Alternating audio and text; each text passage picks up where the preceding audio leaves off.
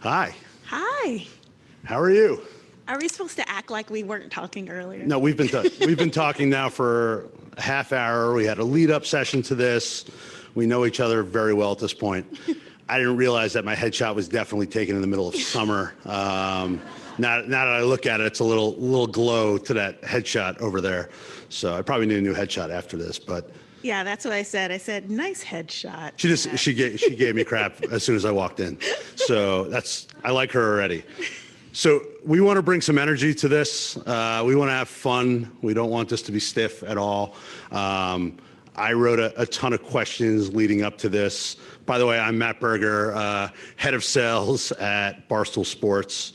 And I'm Gabrielle Wesley. I'm the chief marketing officer for Mars Wrigley and self-proclaimed brand girl. yeah. Self-proclaimed. Yes, we did get into that a bit. So I have the great pleasure of moderating this. And, as I was thinking about the questions, I kind of went into awe a little bit of like, wow, like being a huge fanboy of the brand in general. I grew up with it. I just have so many just questions in general. I had to write them all down to figure out where we wanted to go here. And we'll start from there. How about that? So we'll start with your career. I have these broadened out into sections.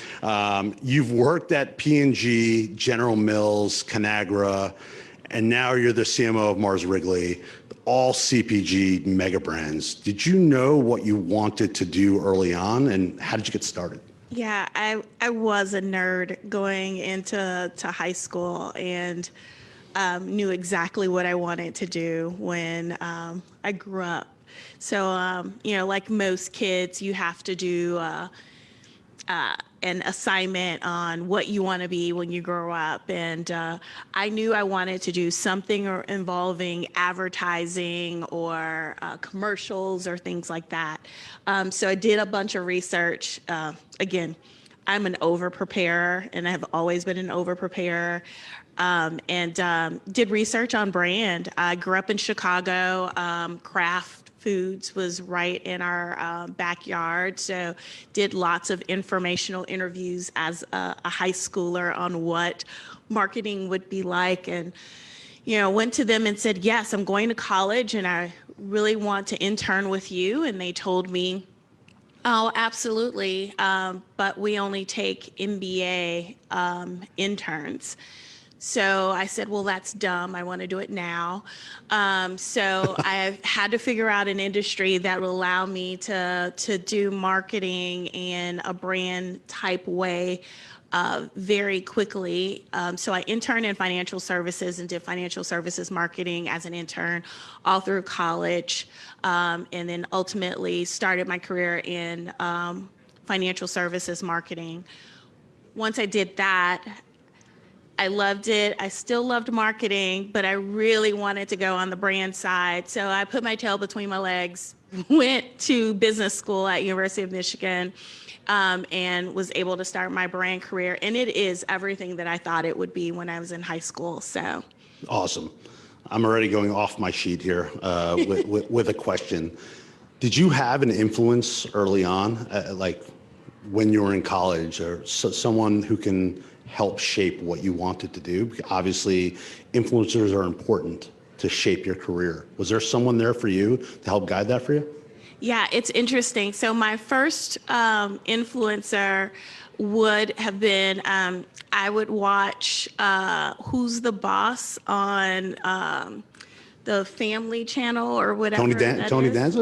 No, it was Angela. She was an advertising exec, and she would come in and she was like powerful, and she would have these excerpts where she would do these brand jingles and present to clients and things like that. So she was my first like kind of girl crush as it relates to being an advertiser. And then when I figured out that brand was what I wanted to do, I was totally enamored by Ann Fudge, who led Kraft Foods for a really long time. And it meant a ton to me to start my career at General Mills, similar to how she did as well. That's incredible. I did not expect that answer from you.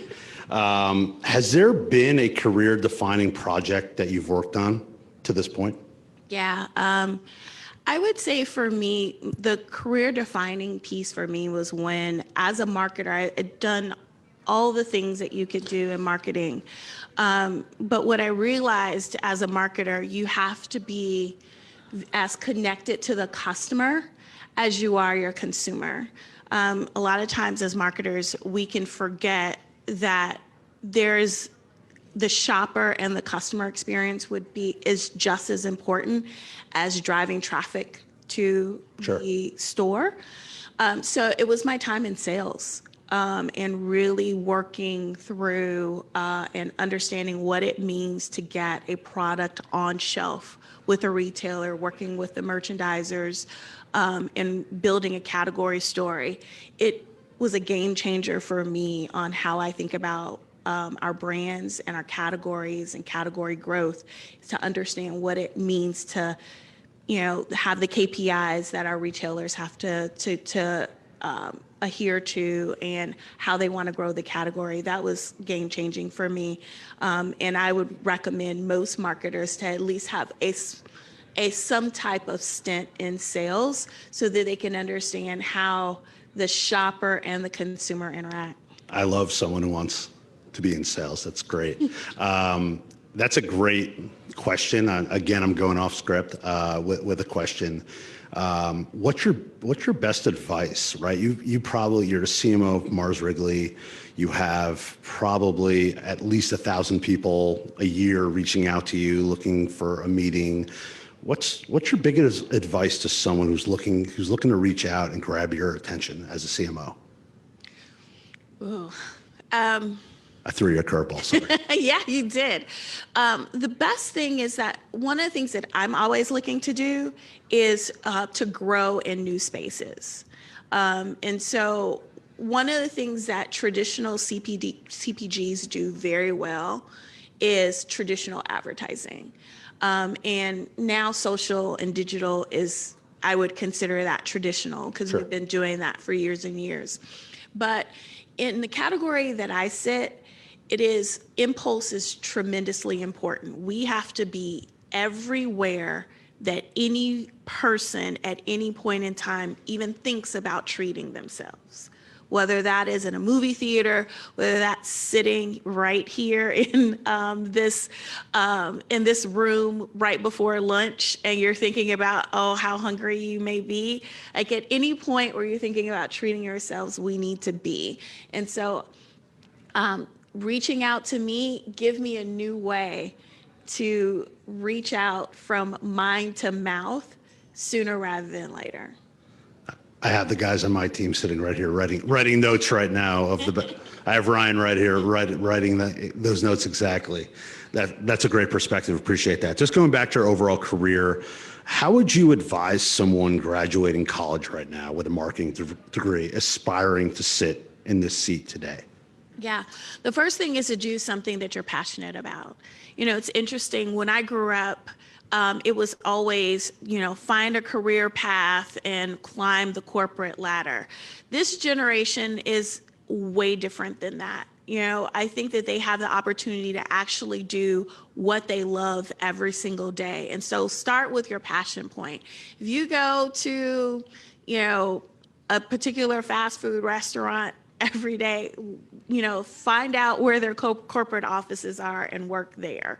If you have a passion for design, or if you, just really have a passion for, like me, telling other people what to do, or being prepared, or preparing for things, or strategy, find that thing that you're really passionate about and translate that into a career. That's the first thing. The second thing is, once you get into that career, or once you get into that role, don't be afraid to evolve.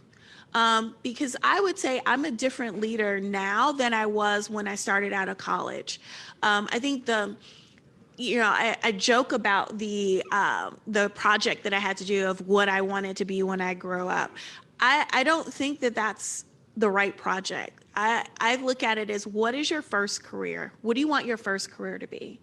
And then through that first career, you can find out what your second career, your third career could be, because it's not finite. I mean, I happen to do something that I really wanted to do and will likely continue to do it, but I'm not doing it in the same way that I was doing it when I was in college. When I was in college, I was a very textbook leader.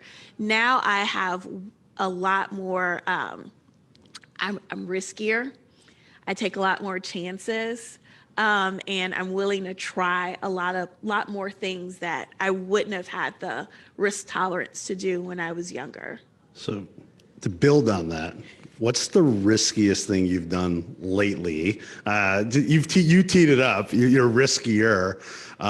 What's the riskiest thing from your perspective that you think you've done? If you don't want to answer that question, that's totally fine. We don't have to answer that question. But you brought it up, which is why I'm asking. Honestly, I think the riskiest thing that I've done is to really go out and say what I want to do. Like, I think a lot of times people are really nervous in their career to say, I want to do this, and to verbalize it and share that with people. I think the riskiest thing that I've done is go to people, go to my mentors, go to strangers and say, I want to be a CMO. And this is why I want to be a CMO. You know, I think that I've taken some chances with my career, and I've had people say, well, you may not be ready to do this, or you may not be ready to do that, but I verbalized it. And I think ultimately when you verbalize your desires of where you want to be, that people have a little bit of an accountability to want to help you. And I had a lot of people help me to get to this point when I verbalized what I wanted to do. So true. So true.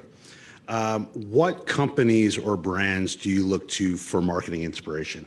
Ooh, I love the small, scrappy, insurgent brands because they have zero, they have nothing to lose. So they try everything and they make a lot of mistakes, and I learn from their mistakes. I look at brands, one of the brands that I really admire, this is probably not for everybody in the room, but is Third Love. Yeah. Third Love is a company that, they're a intimate apparel company that most women in the room probably know because they were fed through Instagram or Facebook or, some type of social media. They didn't exist 10 years ago, but everybody that needs to have a bra knows what Third Love is. And now they're starting to advertise in, more traditional channels. But I love how they just said, listen, any woman that, wears a bra, we're going to go and target them. And I thought that was amazing. Like, I've never heard of them. They completely upended any of the leading bra brands just because of the way that they connected with their audience. I love your take on challenger brands. It speaks true to what we do at Barstool. When you look at 80% of the brands that we work with are brands that a lot of people haven't heard of, right? And now, fast forward 5 years later, we've moved all of this product for these brands, and we become the staple of their entire ad budget, right? And it's working with these smaller brands that really matters, right? And now teaching those lessons that has caught on. That's how we met originally. It's Mars, like you're seeing what we're doing within the space with these smaller brands, elevating that, seeing them that we move product, and that's what caught your attention. That's a great, great sentiment in general. Just moving on to your time at Mars now. You're now the CMO of Mars and Wrigley, arguably one of the biggest CPG brands in the world. What's the most challenging and rewarding part of your job? Honestly, it's developing the people. I have a passion for people who want to be in marketing and want to be in brand and allowing them to fulfill their dreams.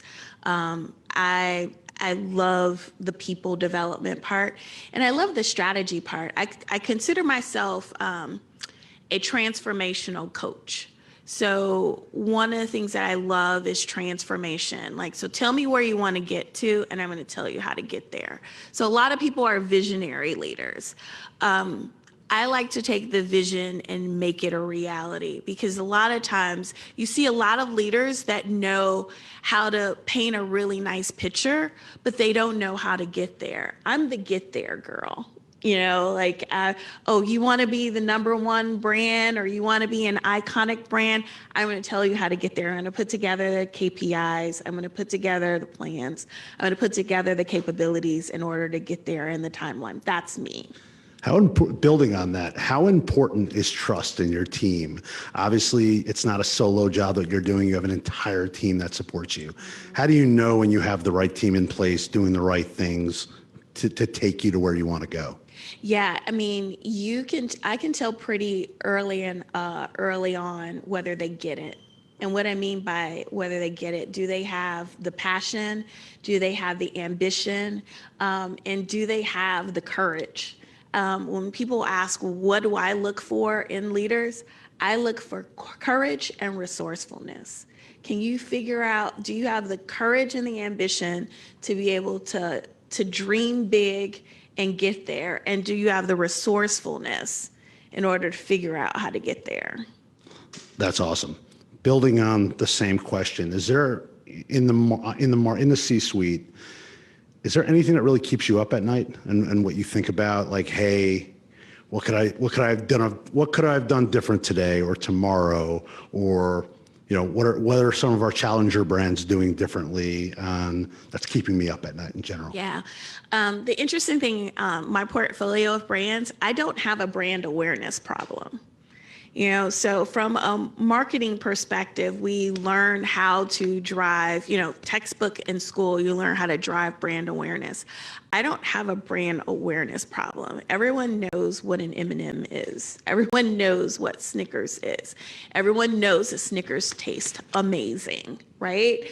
The difference that I have is, how do I stay relevant? And how do I introduce that really amazing taste to a new generation of snackers? I'll give you an example. So when the pandemic hit, we completely lost mobility, right? For at least, for some people it was 4 months, for others it was a year, some of them it's 2 years. We reduced our reliance on mobility, where we're not going from place to place the way we were in 2019. That tremendously affects the impulse business, because you're not walking around and saying, ooh, there's a Snickers, or ooh, I'm, in the checkout lane and I see something. But the category that it really affected was gum. So, when you're around people, you're thinking about gum all the time. You want to make sure you have that fresh breath. So you're like, oh, let me grab gum. But if you have on a mask and you're not around people and you're at home, most times you're just brushing your teeth, right? And so what I had to do, one of the things that is, now that mobility is coming back, we're having to remind a whole new generation of people who grew up in COVID, in lockdown, what gum is and why there's benefits of gum. And so that's another example of, just like, for me, what's keeping me up at night is we're having to reintroduce a category to a new generation of folks that maybe didn't, that started out like when you're 18 and you're going to college, and you missed the whole gum train during that time. Has that taken longer than expected? I mean, obviously, I can imagine during the pandemic, everyone's working from home. You're thinking about this. What's the timeline in your head of how long that's going to take to get that message across? Hopefully soon. Right?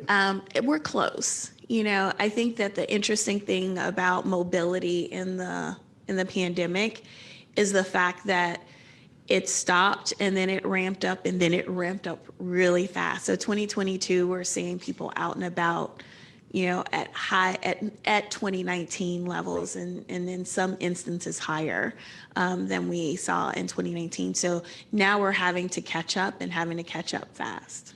Similar question to what I had before, just phrased differently. So you're the CMO now. You were a brand manager. You have such great experience with the biggest brands in the world, right? When you're a brand manager, you were thinking of singular focus of one product. Yeah. Now you have to think globally across your entire portfolio. How does your day-to-day change when thinking about that and the responsibility that you have there to think about everything? And how do you allocate time yourself? Because you think about your portfolio from Skittles to M&Ms and the biggest brands in the world, right? How do you allocate your resources and your time towards those brands? Yeah, I spend most of my time thinking about how to grow the category and how to grow adjacencies to the category.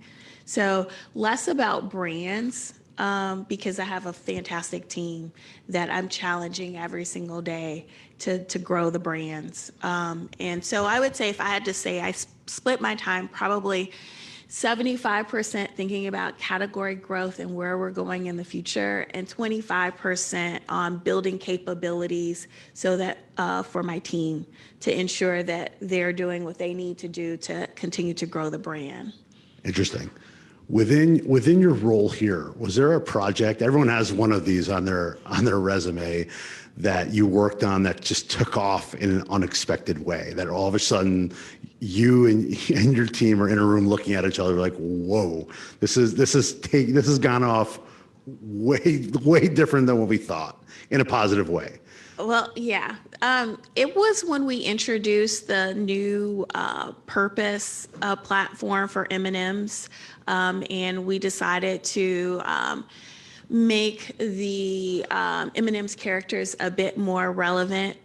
We had no idea the response it was going to have when we changed the shoes for the green M&M. Like, we knew that we were doing some things to evolve the characters, bring them into the modern world, and make them, definitely more approachable and relatable to a new generation. But the fact that we went from boots to tennis shoes for the green M&M and the impact that would have on, so many people, that was a lot. I mean, come on, guys, it's candy. They're candy characters. You should not be thinking about them in any other way other than they're candy characters. I think that was a surprise to us. Yeah, I'd actually push back against that because M&M is just such a traditional brand, right? And when you think about it, you don't expect change with in that sort of way with the traditional brand. Yeah. So when you implement that change, it just takes people by surprise, which is what I think caught most people off guard and thought it was amazing that you were able to actually, make that change and take that risk to do that. Everybody needs to evolve. Everyone needs to evolve, even your characters. It's funny because that was really exciting for me because when I was with General Mills, I would characterize my job as the doughboy's boss. You know what I mean? And so when, we did a lot of character work with the Pillsbury Doughboy, we were constantly trying to work to make him relevant. And so this was a natural part of, the M&M's characters are, a mainstay. So they have to constantly evolve in the right ways. I still feel confident about what we did. I just wasn't expecting the reaction about the boots to tennis shoes. Like, it literally almost broke the internet. Good learnings right there. One of the core principles for Mars Wrigley, when you just do a general Google search, right, is creating a better tomorrow. And that took me somewhere when I read that and thought about it a lot. Yeah. What does that mean to you? Yeah, kind of going back to starting my career in brand, when I was in financial services, even in as fun as marketing was, there's still a moral and ethical dilemma that you have to deal with when you're dealing with people's money every single day. And when I went back to business school to go to CPG brand, I said, listen, I'm going back to school. I'm going to sell cheese, cereal, or soap, something that is makes people happy and, is not going to, really make people sad or worried, something that makes people happy. And for me, when I went back to business school, I minored in corporate social responsibility. So I always thought that I was going to do some type of corporate social responsibility type marketing and work and things like that. And I did dabble in that a little bit, when I first started in brand. But one of the reasons why I came to Mars was because the integration of sustainability and corporate social responsibility is just integrated in every brand, in every way we do things. And I'm one of those people that, one of those naive marketers that think that everything that we do can make the world a little bit of a better place. And so I sought out companies that shared that same value. And so for me, the things that we do, whether that's, belonging with M&Ms, or whether that's our commitment to being sustainable in a generation as an overall Mars organization, or what we're doing with the coral reefs with Sheba and some of our pet brands. Every day, every marketer is doing something to make the world a bit of a better place for future generations. And that's what I came in this to do. Totally. When you think about the portfolio that you represent, it makes so much sense when you read about all of that and what you stand for.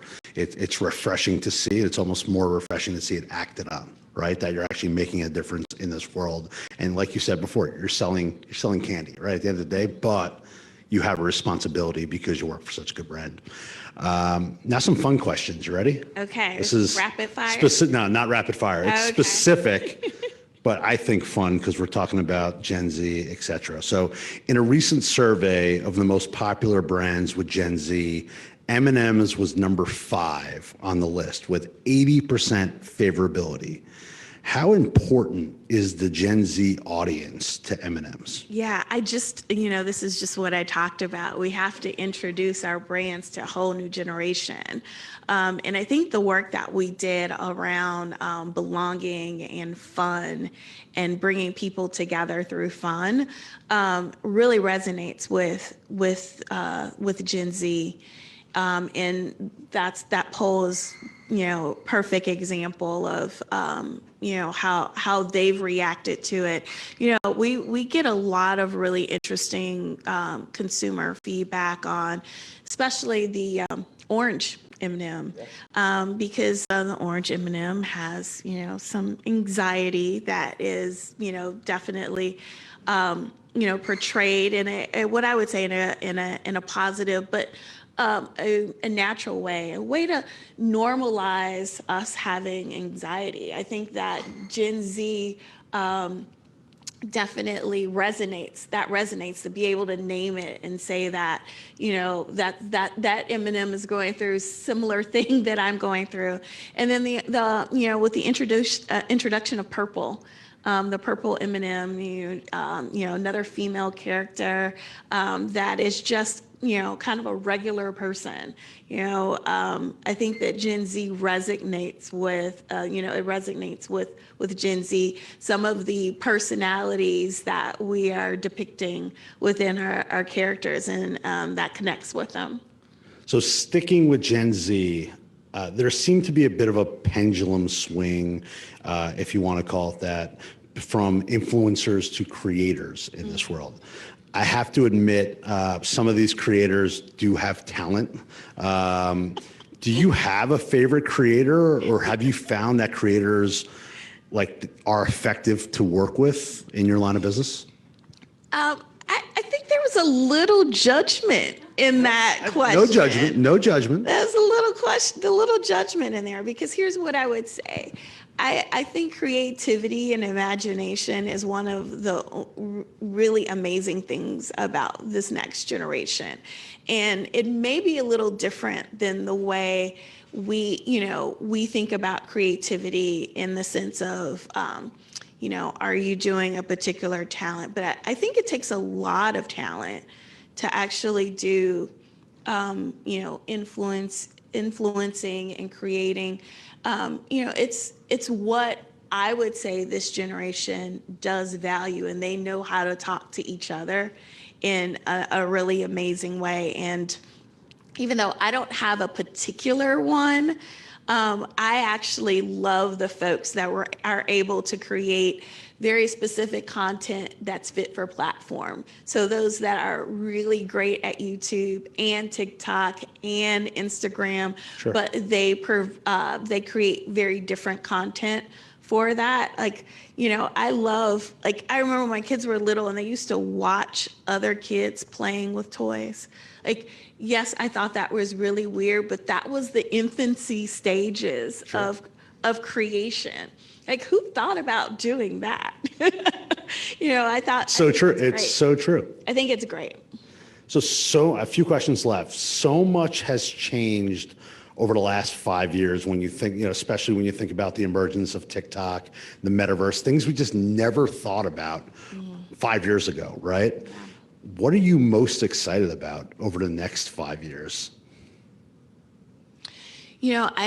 What I'm most excited about is probably being able to us getting closer to merging the digital world and the real life world. I don't think that we're getting close to that. Where, like, say for instance, you think about the metaverse and being able to buy things in the metaverse and that having currency in the real world.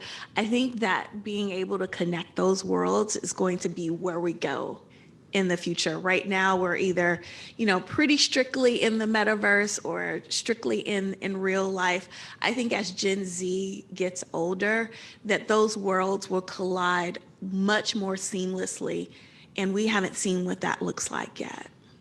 It's so true when you think about that. And I think the point of contact, right? Moving product in these virtual worlds or through advertising, moving products is what marketing is about for the most part, right?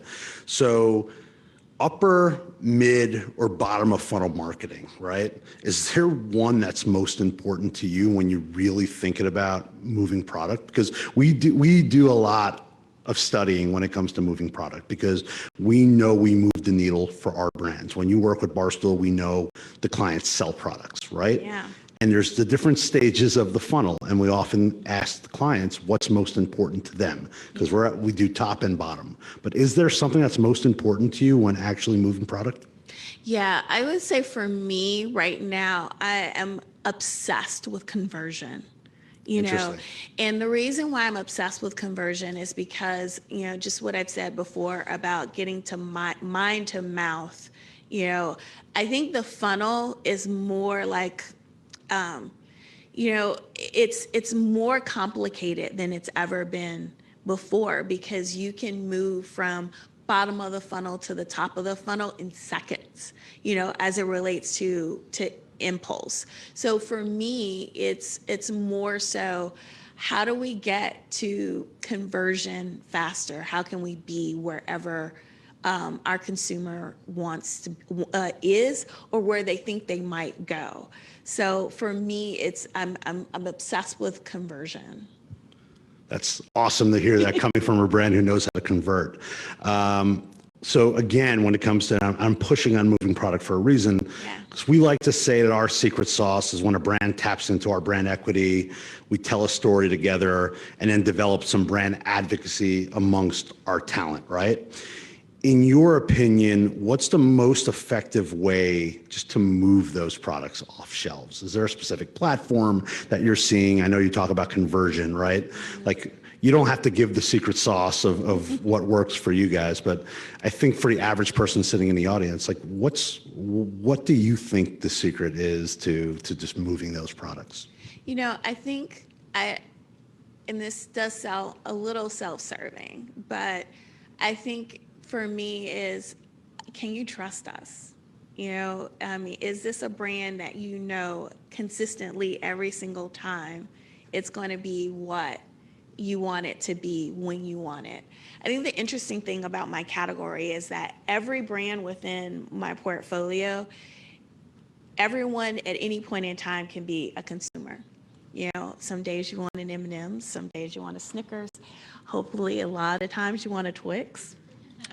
because Twix is pretty amazing. You haven't asked me my favorite chocolate brand yet. That's my closing question. But for you. yeah, Twix is pretty good. All right. I think that for me, when we talk about moving product, it's more emotional than it is physical, because in essence, the brands I support have a long-standing history, so you know what you're getting. Yep. And we take a lot of pride in making sure that the Snickers that you had, as a child, is the same Snickers that you have as an adult. That taste is consistent no matter when you have it. And then it's just about being wherever you think about you want to treat yourself. That's awesome. I'm going to close with brand safety, something I know all too familiar with Barstool. I started here a couple months ago. Brand safety is paramount for advertisers, right? What we're doing is we're creating not all of Barstool is going to be completely brand safe. We know that, right? But we're creating spaces within Barstool that will be brand safe for advertisers, right? So I'm hyper aware that brand safety is a huge deal for Mars, right? So how do you assess brand safety, and where do you draw the line? Yeah, it's a balance between reach and safety, because the broader reach that you have, the more you expose yourself, right? And so making sure that you've got the right audiences and the right techniques that balance the reach and the safety for us. And the good thing is, I would say that we've done a really nice job being very clear on what our brands are about, and our consumers know what we're about. So I think that puts us in a better place than maybe some brands that are not as established. But brand safety is hugely important, but our consumers and their experience are the most important. To build on that, is there a certain platform in your mind that you consider the most brand safe? This is where I need to say Barstool, because you don't have to say really hard. No. Look, I know we're not the most brand safe in the world. We're working towards brand safety and putting our brands into an environment that can be brand safe. That's right. But platform agnostic to you. I mean, obviously TikTok, what's on there, Instagram. When you look at the platform approach and where you're spending money, like, is there one in your mind that you just think is the most brand safe?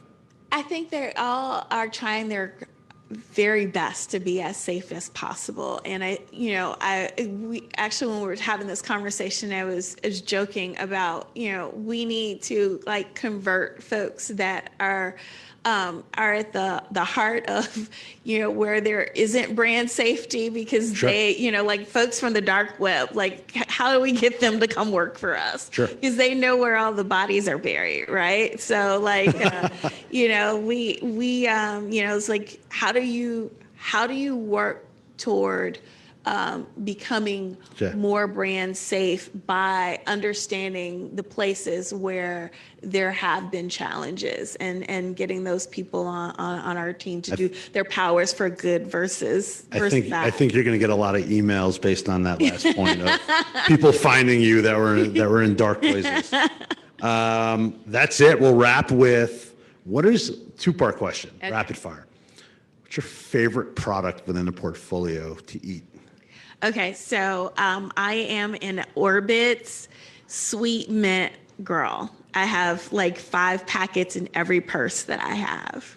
Interesting. Yes, because I love Orbit's. And M&Ms. This is a controversial question. Mm-hmm. What is your favorite color M&M? Purple. Ooh. Purple. Amazing. Well, thank you so much. This was amazing. Gabrielle, Wesley, everybody.